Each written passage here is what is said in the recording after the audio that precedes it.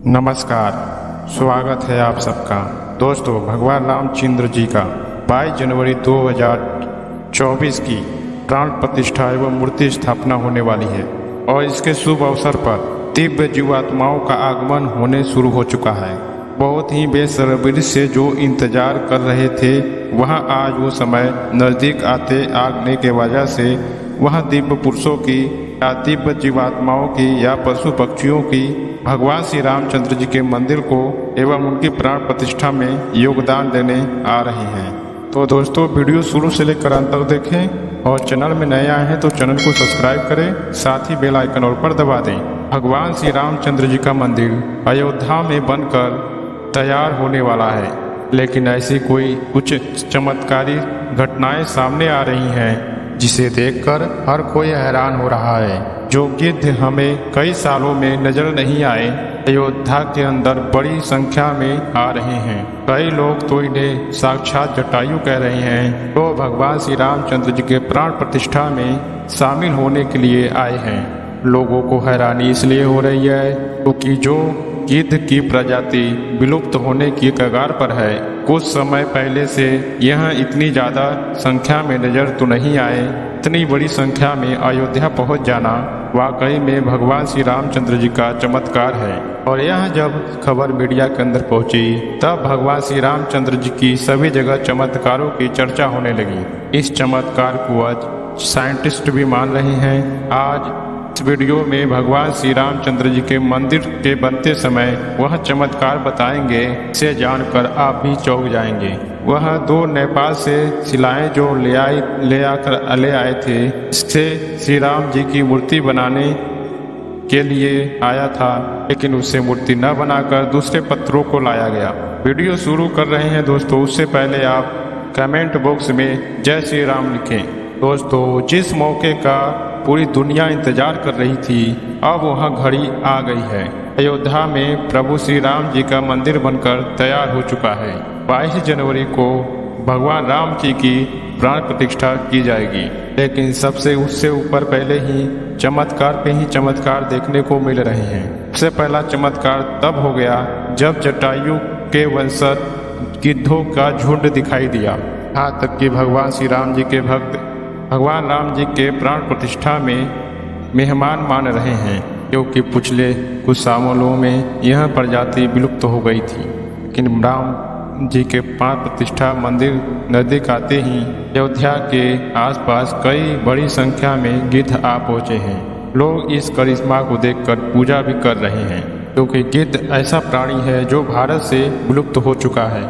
यही प्राण प्रतिष्ठा से पहले ही वह कैसे दिखे, इसे लोग भगवान का चमत्कार मानकर चल रहे हैं। दोस्तों, यह इतनी बड़ी बात गुप्त नहीं हो सकती है। दोस्तों, कुछ बुद्धिजीवी रामायण के न होने पर भी सवाल उठाते हैं। लोगों का मानना है कि रामायण असल में एक काल्पनिक है, लेकिन दोस्तों, आज से रामायण जुड़े हुए कई ऐसे सबूत हैं जो हर किसी को मानने के लिए मजबूर कर रहे हैं। भगवान श्री रामचंद्र जी ने जो पुल बनाया था लंका जाने के लिए, वह आज भी मौजूद है। उसे वैज्ञानिकों ने भी माना है। वैज्ञानिकों ने देखकर कह दिया कि ये प्राकृतिक ना है और इंसानों के द्वारा बनाया हुआ पुल है। और जिस जगह वह पुल बनाया गया था, आज भी उसी जगह मौजूद है। उस समय श्री रामचंद्र जी ने अपने चमत्कार से पत्थर को पानी के ऊपर तैरा दिए थे और उस तैरते हुए पत्थरों पर वानर सेना लंका पर गई थी। दूसरा सबसे बड़ा सबूत रावण खुद की लंका है। रावण की लंका आज भी मौजूद है। यह चमत्कार भी बहुत बड़ा सबूत है। जटायु गिद्ध प्रजाति से ताल्लुक रखते थे। वही जटायु भगवान श्री रामचंद्र जी के परम भक्त भी थे। दोस्तों, रामायण में जटायु के कई जगह हमें जिक्र मिलता है। त्रेता युग में जब भगवान श्री रामचंद्र जी को अपने पिता के द्वारा 14 वर्ष का वनवास का आदेश मिला था, तब पंचवटी में भगवान श्री रामचंद्र जी का पक्षीराज जटायु से मुलाकात हुई थी। पक्षीराज जटायु माता सीता को अपने पुत्री के समान मानते थे। जब माता सीता को रावण हरण करके ले जा रहा था, तब जटायु ने माता सीता की रक्षा के लिए रावण से युद्ध किया था। वही जटायु जिन्होंने अपने पंखों से रावण को चोट पहुंचाई थी। रावण के शरीर को जटायु ने लहूलुहान कर दिया था। इस संघर्ष में जटायु ने अपने प्राणों की आहुति दी थी। छत्तीसगढ़ इदनारक कारक की जगह पर जटायु का मंदिर है। यहाँ वह जगह है जहाँ से रावण माता सीता को हरण कर लंका ले जा रहा था। सबसे पहले जटायु ने ही रावण को रोका था। राम के राह में जटायु पहली शहीद थे। रामायण में एक संवाद आता है, जटायु के भाई संपादी ने जब कहा कि मेरे एक पंख कमजोर हैं, अगर आंख दूर की चीजें देख सकती है, इसलिए सीता माता को अशोक वाटिका में बैठा हुआ देख रहा हूँ, इसलिए इन्हें साक्षात जटायु के वंशज मान रही हैं। दोस्तों, अयोध्या नगरी में ही भगवान श्री रामचंद्र जी का अवतरण हुआ था। इसका जिक्र वाल्मीकि रामायण में है। सालों तक चले श्री राम राज्य के बाद श्री राम जी परम धाम चले गए तो अयोध्या नगरी सूनी हो गई। पौराणिक मान्यताओं के अनुसार उज्जैन के राजा विक्रमादित्य जब यहाँ आखेट करने आए तो इस उजाड़ भूमि पे कुछ चमत्कार दिखाई देने लगे। खोज की तो पता चला कि यह श्री रामचंद्र जी की जन्मभूमि है। फिर उसके बाद उन्होंने यहाँ पर भगवान श्री रामचंद्र जी के भव्य मंदिर का निर्माण भी कराया। इसमें काले पत्थर के कसौटी वाले 84 पत्थर थे। समय समय बीतता गया और राजाओं को इस मंदिर का देखभाल की, लेकिन 14वीं शताब्दी में जब मुगलों का शासन हुआ तब श्री राम जी के मंदिर को ध्वस्त कर वहां पर बाबरी मंदिर बना दी गई।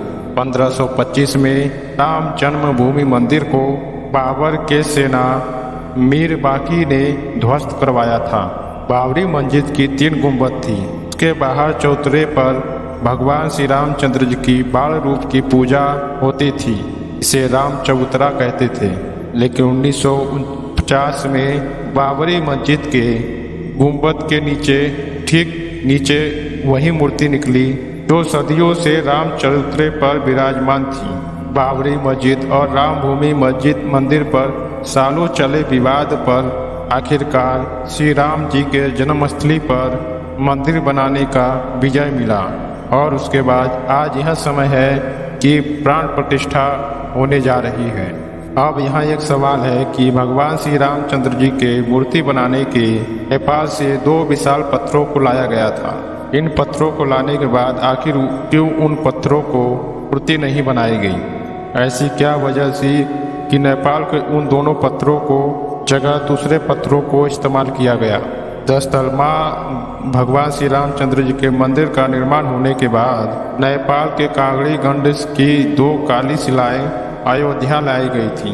यह 2 शिलाओं का वजन 14-15 टन, दूसरे का 28 टन था। शुरुआत में इन शिलाओं से भगवान राम जी का मूर्ति बनाने की बात सामने आई थी, लेकिन बाद में पता चला कि इन शिलाओं के द्वारा भगवान राम जी के मंदिर मूर्ति बनाने के योग्य नहीं है।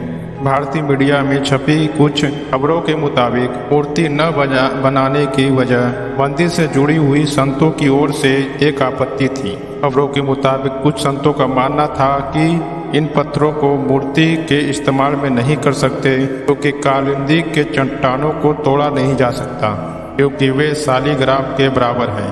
हालांकि अयोध्या पहुंचे हुए प्रतिनिधि नेपालियों की शिलाओं के तकनीकी के बाद ऐसे शिलाओं से मूर्ति तराशना संभव नहीं है। इसके बाद दूसरे पत्थरों से मूर्तियां बनाई गई। नेपाली प्रतिनिधियों के अनुसार 27 टन वाले शिला पर मूर्ति तराशने की कोशिश की गई थी, लेकिन वह 14 टन वाले शिला को शालिग्राम माना गया, परंतु 27 टन वाली भी उपयुक्त नहीं पाए और दोनों शिलाओं को भगवान राम जी के मंदिर के स्थल पर रखा गया है। मीडिया के अनुसार भगवान मंदिर के गर्भगृह में रखने के लिए देश से जगह जगह से लियाए गए पत्थरों के द्वारा 3 मूर्तियां बनाई गई हैं। इसमें से सबसे अच्छी मूर्ति का चयन कर उसे गर्भगृह में स्थापित किया जाएगा। दोस्तों, अयोध्या में दुनिया का सबसे बड़ा विशाल मंदिर बन रहा है। लोग बड़े बेसब्री से इंतजार कर रहे हैं। राम मंदिर के लिए कुछ 67 एकड़ जमीन है। इसमें से 2 एकड़ में मंदिर बन रहा है। पहले मंदिर की मुख्य की शिखर की ऊंचाई 128 फीट थी। अब यहाँ 161 फीट होगी। 3 की जगह 5 शिखर, 5 गुंबद और 1 शिखर होगा। वैसे साल 2020 में ही कार्य शुरू कर दिया गया था।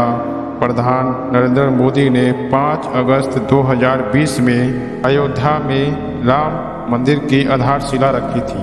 साल 1992 में पूरी मस्जिद को ढा दिया गया था, जिसमें हिंदू पक्ष और मुस्लिम पक्ष इलाहाबाद हाई कोर्ट से लेकर सुप्रीम कोर्ट तक लंबी कानूनी लड़ाई चली। इसके बाद नवंबर 2019 में ऐतिहासिक फैसला हुआ। बताया गया कि अयोध्या विवादित जमीन पर मंदिर बनाया जाए। इसमें यह भी था कि केंद्र सरकार मंदिर के लिए और मस्जिद के लिए 5 एकड़ वैकल्पिक जमीन उपलब्ध कराए। अब दोस्तों, इसे लेकर आप क्या सोचते हैं, कमेंट के माध्यम से जरूर बताएं। और सभी लोग अपने घरों में भगवान श्री रामचंद्र जी के नाम पर दीपक जलाएं और दिवाली जैसा उत्सव मनाएं। सनातनी और सत्य का विजय स्थापित करें। और वीडियो को लाइक करें। चैनल में नया है तो चैनल को सब्सक्राइब करें, साथ ही साथ बेल आइकन पर दबा दें और कमेंट बॉक्स में जय श्री राम लिखें। मिलते हैं नेक्स्ट वीडियो में।